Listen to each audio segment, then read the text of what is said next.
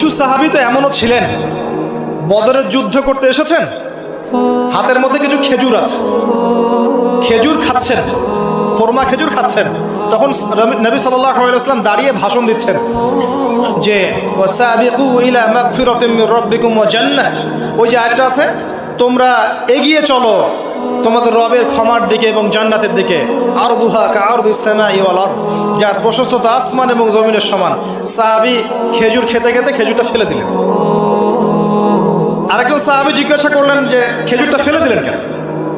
তিনি বলছেন এই খেজুরগুলো খেতে অনেক সময় লেগে যাবে। নবী সাল্লাল্লাহু আলাইহি ওয়াসাল্লাম এমন কথা বলেছেন, এটা শোনার পরে আমি আর এক সেকেন্ড নষ্ট করতে যাচ্ছি না।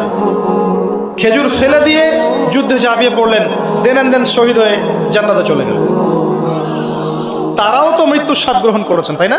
সুমাইয়া রাদিয়াল্লাহু আনহা, আবু জাহেল তাকে নির্যাতন করছে, তার লজ্জাস্থানে বর্ষা ঢুকিয়ে দিয়ে, চিন্তা করতে পারেন, লজ্জাস্থানে বর্ষা নিক্ষেপ করে হত্যা করল।